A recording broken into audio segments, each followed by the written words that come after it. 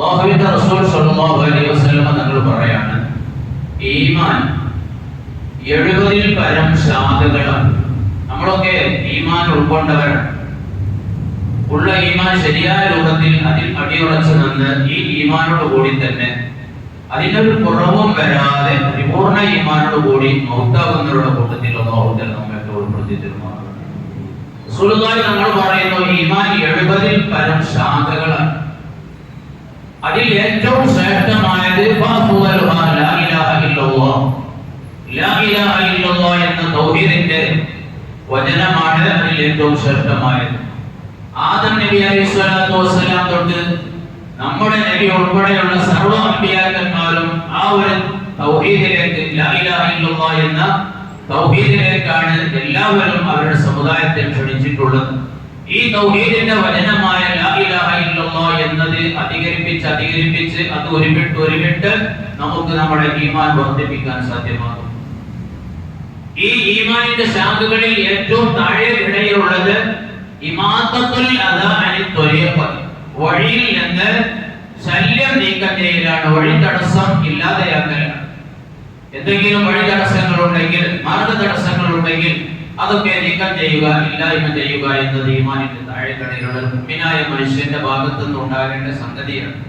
എനിക്കതുകൊണ്ട് ബുദ്ധിമുട്ടില്ല, അതുകൊണ്ട് വേറെ ആർക്കെങ്കിലും അത് ഞാൻ നോക്കേണ്ട കാര്യമില്ല എന്നത് ചിന്തിക്കുന്നതിന് പകരം എന്നെ പോലെയാണ് മറ്റുള്ളവരെല്ലാം, ആർക്കും ഒരു തടസ്സവും ഉണ്ടാവാൻ പാടില്ല എന്ന ചിന്ത ഉടലെടുത്ത് അതിലൂടെ അത് ചെയ്ത് നമ്മുടെ ഈമാനിന്റെ ശാഖ നാം ഉൾക്കൊണ്ട് ഈമാൻ വർദ്ധിപ്പിക്കാൻ തയ്യാറാവേണ്ടതാണ്.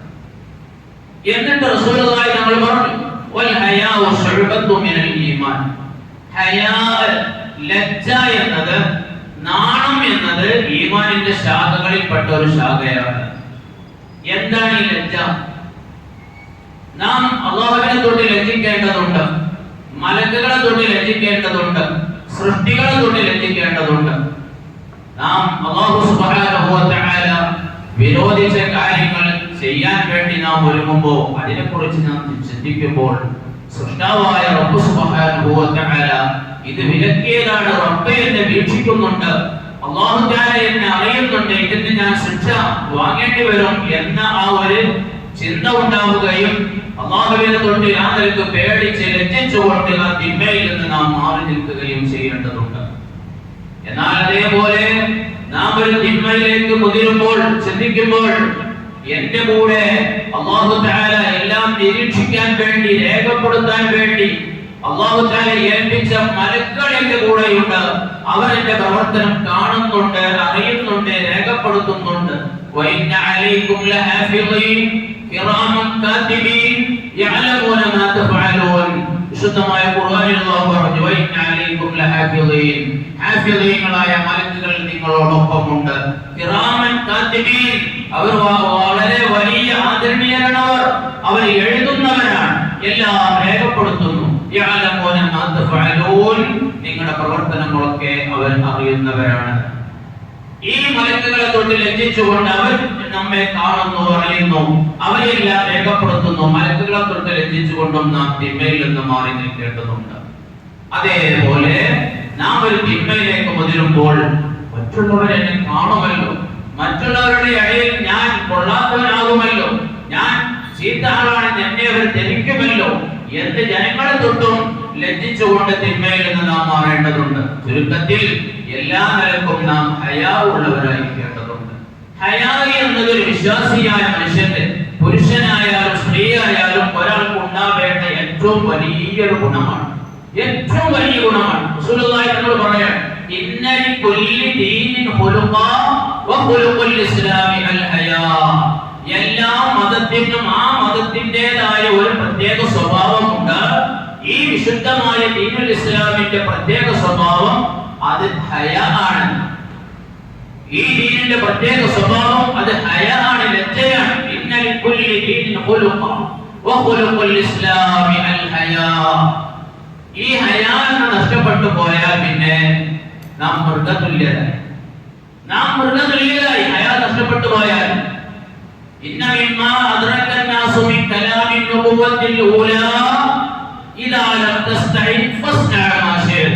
അല്ലാഹു നബി സല്ലല്ലാഹു അലൈഹി വസല്ലം തങ്ങൾ പറയാം, എല്ലാ അമ്പിയാക്കന്മാരും അവരുടെ സമുദായത്തിന് നൽകിയ നിർദ്ദേശങ്ങളുടെ കൂട്ടത്തിലുള്ള സംഗതിയാണ് നാണമില്ലെങ്കിൽ നീ ഉദ്ദേശിച്ചത് ചെയ്തോ. നീ ലജ്ജിക്കുന്നില്ല എങ്കിൽ, നിനക്ക് ലജ്ജയില്ല എങ്കിൽ നീ തോന്നിയ പോലെ നീ ചെയ്തോ എന്നുള്ളത്. അങ്ങനെയല്ല നമ്മൾ പറയുന്നത്. നമ്മളൊരു കുട്ടി പറഞ്ഞത് കേൾക്കുന്നില്ലെങ്കിൽ, പറഞ്ഞത് അനുസരിക്കുന്നില്ലെങ്കിൽ, എന്നാ നീ കണ്ട കൂട്ടിക്കോ, ഇത് കാണാം എന്നല്ലേ അർത്ഥം. നീ കണ്ട കൂട്ടി കട്ടി പോച്ച പോലെ നീ നടന്നോ, നീ ഉദ്ദേശിക്കുന്ന പോലെ നടന്നോ, അതിന്റെ അനന്തരഫലം നീ അനുഭവിക്കേണ്ടി വരും, ഭാവി നിനക്ക് കാണേണ്ടി വരും. താക്കീതിന്റെ വചനമാണിത്. നീ ലജ്ജിക്കുന്നില്ല എങ്കിൽ നീ ഉദ്ദേശിച്ചത് ചെയ്തോ എന്ന് പറഞ്ഞത് എല്ലാം ചെയ്യാനുള്ള തുറന്ന അവൻ അനുവാദമല്ല, മറിച്ച് അവനുള്ള താക്കീതിന്റെ സ്വരമാണ് അല്ലാഹുവിന്റെ റസൂൽ പറഞ്ഞത്. എല്ലാ നബിമാരും അവരുടെ സമുദായത്തോട് പറഞ്ഞിട്ടുണ്ട്. ഏത് തിന്മയിലേക്ക് ഇറങ്ങുമ്പോഴും, ഏത് തിന്മയെ കുറിച്ച് ചിന്തിക്കുമ്പോഴും നാം ഈ ഹയാ നഷ്ടപ്പെട്ടു കഴിഞ്ഞാൽ നമ്മിൽ നന്മ നഷ്ടപ്പെട്ടു പോയി. നമ്മുടെ നന്മ നഷ്ടപ്പെട്ടു പോയി. ഹയാ നഷ്ടപ്പെട്ടു പോയാൽ നന്മ നഷ്ടപ്പെട്ടു പോയി. ഈമാനിന്റെ ഏറ്റവും പ്രധാനപ്പെട്ട, ഇസ്ലാമിന്റെ ഏറ്റവും പ്രധാനപ്പെട്ട ഒരു സ്വഭാവം നമ്മിൽ നിന്ന് ഊരിപ്പോയി, ഇല്ലാതെയായി പോയി. ഇവിടെ നാം ആലോചിക്കേണ്ടതുണ്ട്. ഈ ഹയാ എന്നത് പുരുഷന്മാർക്ക് മാത്രമല്ല, എല്ലാവർക്കും, സ്ത്രീകൾക്കും എല്ലാവർക്കും ഉണ്ടാവേണ്ട സംഗതിയാണ്. പണ്ടുകാലത്തൊക്കെ നമുക്കറിയാം, നമ്മുടെ കൂട്ടത്തിൽ നമ്മുടെ വീട്ടിലെ സ്ത്രീകൾ, ഉമ്മമാര്, സഹോദരിമാര്, അവരൊക്കെ അന്യ പുരുഷന്മാർ കാണുന്നതിന് തൊട്ട് വലിയ ഹയാ പാലിച്ചവരായിരുന്നു അവര്. റോട്ടിലൂടെ പോകുമ്പോ, വഴികളിലൂടെ പോകുമ്പോ അന്യ പുരുഷൻ കാണുമോ എന്ന് പേടിച്ചിട്ട് കുട കൊണ്ട് അവർ മറച്ചു പിടിച്ചുകൊണ്ടായിരുന്നു അവരൊക്കെ പോയിരുന്നത്. ഇന്ന് കൂടിക്കുഴഞ്ഞ് ആടിത്തുള്ളുന്നതിന് യാതൊരു നിയന്ത്രണവുമില്ലാതെ അയാൾ പരിപൂർണമായി നഷ്ടപ്പെട്ടുകൊണ്ടിരിക്കുകയാണ് നമ്മുടെ സഹോദരിമാരിൽ നിന്ന്. ഇപ്പൊ നമുക്കറിയാം, ഇപ്പോ വ്യായാമം, എന്താ അതിന്റെ പേര്, മെക്സവൻ അല്ലെ? മെക്സവൻ വ്യായാമമാണ്. അതിന് ബന്ധ കുഴപ്പം? അതിന് കുഴപ്പമില്ല. വ്യായാമം നല്ല കാര്യമാണ്. വ്യായാമത്തെ പ്രോത്സാഹിപ്പിക്കുന്ന മതമാണ് വിശുദ്ധമായ ദീനുൽ ഇസ്ലാം. അല്ലാഹുവിന്റെ ദീന് നല്ല വ്യായാമം ഉണ്ടാകാനും, ആരോഗ്യം വീണ്ടെടുക്കാനും, ആരോഗ്യം സംരക്ഷിക്കാനും പല രൂപത്തിൽ ഇസ്ലാം പ്രചോദനം നൽകിയിട്ടുണ്ട്. സൂമൂ തസിഹൂ, നിങ്ങൾ നോമ്പെടുത്തോളൂ, ആരോഗ്യം സംരക്ഷിച്ചോളൂ, വിശുദ്ധമായ ഇസ്ലാം നൽകുന്ന നിർദ്ദേശമാണ്. മാത്രമല്ല 5 നേരത്തെ നിസ്കാരം, സുന്നത്ത് നിസ്കാരങ്ങൾ, ഇത്ര നല്ലൊരു വ്യായാമ മുറ ഒരൊറ്റ മതവും നൽകുന്നില്ല. ഇസ്ലാമിലെ നിസ്കാരം, പർവ്വസ്കാരങ്ങൾ, സുന്നത്ത് നിസ്കാരങ്ങൾ കൃത്യമായി ചെയ്യുന്ന മനുഷ്യനാണെങ്കിൽ അത് മാത്രം മതി അവന് വ്യായാമമായിക്കൊണ്ട്. എന്നാൽ ഇന്ന് നമ്മുടെ ജീവിതശൈലി രോഗങ്ങളിൽ പല നിലക്കും വർദ്ധിച്ചുകൊണ്ടിരിക്കുകയാണ്. ഈ സമയത്ത് നല്ല വ്യായാമം ഉണ്ടാവല് നമുക്കൊക്കെ ആവശ്യം, എല്ലാവരും വ്യായാമ മുറകൾ ചെയ്യണം. പക്ഷേ ഈ വ്യായാമ മുറകളുടെ പേരിൽ, അതിന്റെ കൂട്ടായ്മയുടെ പേരിൽ മറ്റു വല്ലതും കടത്തിക്കൂട്ടാനുള്ള ശ്രമങ്ങൾ നാം തിരിച്ചറിയേണ്ടതുണ്ട്. അങ്ങനെ കടത്തിക്കൂട്ടുന്നുണ്ടോ, മറ്റ് വിഗ്രഹത്തിന്റെ ആശയങ്ങൾ കടത്തിക്കൂട്ടുന്നുണ്ടോ ഇല്ല എന്ന് നമ്മൾ സംശയിച്ചാൽ നമ്മളല്ല അതിന്റെ കുറ്റക്കാർ, അത് പരസ്യമായി പ്രഖ്യാപിച്ചവരാണ്. നമ്മൾ കണ്ടല്ലോ, സോഷ്യൽ മീഡിയയിൽ നമ്മൾ കേട്ടവരാണ്. നാം അറിയാത്ത, നമ്മെ അറിയാത്ത, ആർക്കോ വേണ്ടി പരസ്പരം ഉണ്ടാത്ത സലാം പറയാത്ത ആളുകൾ അവർക്ക് സലാം പറയാനുള്ള ഒരു അവസരമാണ് ഇവിടെ ഒരുക്കുന്നത് എന്ന് അതിന്റെ ട്രെയിനർ അണികളോട് ഗ്രൗണ്ടിൽ വെച്ച് ഉപദേശിക്കുന്നത്, പറയുന്നത് നമ്മളൊക്കെ കേട്ടവരാണ്. വളരെ വാസ്തവവിരുദ്ധമായ സംഗതിയാണ് ഈ പറഞ്ഞത്. നാം അറിയാത്ത, നമ്മെ അറിയാത്ത ആർക്കോ വേണ്ടി അല്ല, അങ്ങനെയല്ല, അത് ധരിച്ച് തെറ്റിപ്പോയതാണ്.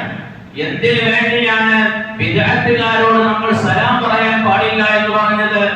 അതൊരു അവർക്കുള്ള ഒരു അച്ചടക്ക നടപടി മാത്രമാണ്. നമ്മളാരും മുസ്ലിംകളാണെന്ന് അവർ അംഗീകരിക്കുന്നില്ല. ഇവിടുത്തെ വഹാബികൾ, മൗദൂദികൾ നമ്മൾ മുസ്ലിങ്ങളാണെന്ന് അംഗീകരിക്കുന്നില്ല. നമ്മൾ മുസ്ലിങ്ങളാണ്, കാഫിറുകളാണെന്ന് പറയുന്ന അവർക്ക് പിന്നെ നമ്മൾ എന്തിനു സലാം പറയണം?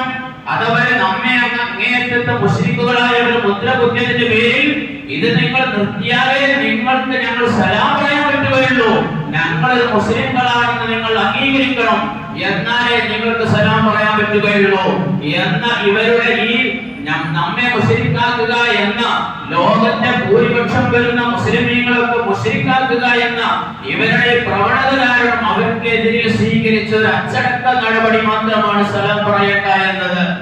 അല്ലാതെ ആർക്കോ വേണ്ടി, ആരോ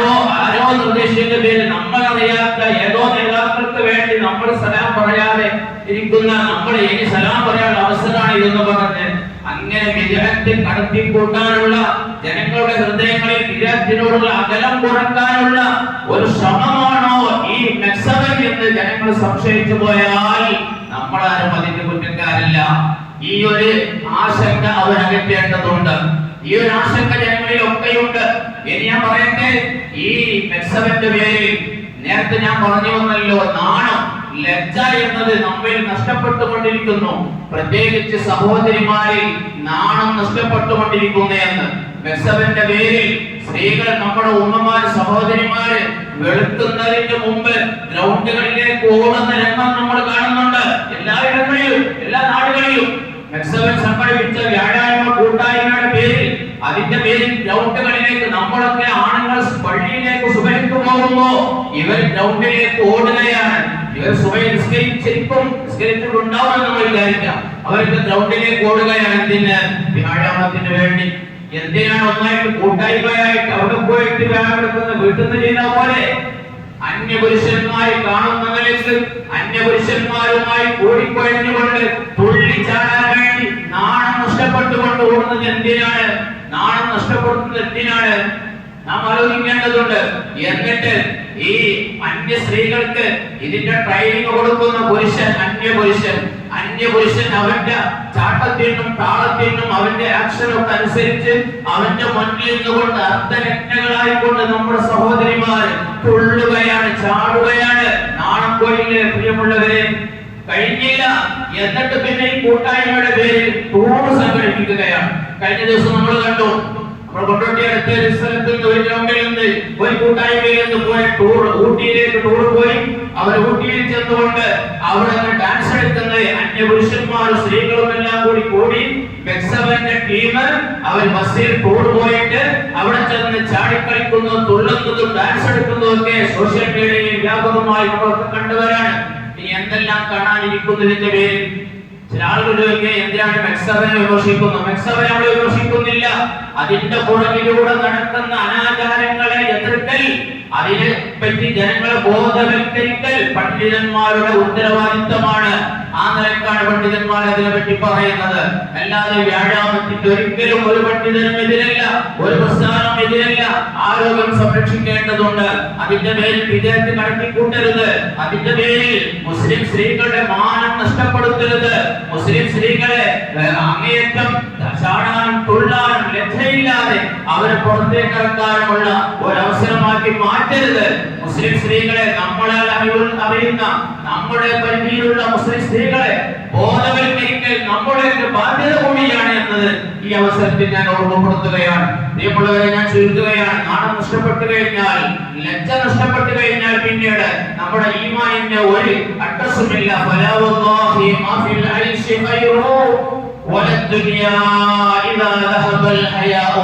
മഹാന്മാരായ പണ്ഡിതന്മാർ പറയുകയാണ്, നാണം നഷ്ടപ്പെട്ടു കഴിഞ്ഞാൽ ജീവിതത്തിൽ പിന്നെ ഖൈറില്ല. ദുനിയാവിലും ഖൈറില്ല, ദീനിലും ഖൈറില്ല, ജീവിതത്തിൽ തന്നെ ഖൈറില്ല. എത്രത്തോളം യഈശുൽ മർഉ മസ്തഹിയാ ബിഖൈരി വയബ്ഖൽ ഉദു മാ ബഖിയ ലിഹാഉ. ഒരു മനുഷ്യൻ നാണം എന്ന മഹത്തായ സ്വഭാവം ഉൾക്കൊണ്ടുകൊണ്ട് ജീവിക്കുന്ന കാലത്രയും അവൻ നന്മയിലായിരിക്കും. അതിനൊരു ഉദാഹരണം പറയുകയാണ്. ഒരു ചെടി, പച്ചയായ ഒരു ചെടി, ആ ചെടിയുടെ തോല് അതിന്മേൽ നിന്ന് പൊളിച്ചെടുത്താൽ ആ ചെടി അതില്ലാതെയായി പോകും, ഉണങ്ങിപ്പോകും, നശിച്ചു പോകും. അതിന്റെ പച്ചയായ തൊലിൽ അതിൽ നിലനിൽക്കുന്ന കാലത്തോളം അതിന്റെ സേഫ്റ്റിയാണ്, അതിന് വളരാൻ കഴിയും. അതേ സമയത്ത് അതിന്റെ തൊലി പൊളിച്ചെടുത്താൽ അത് നശിച്ചു പോകും.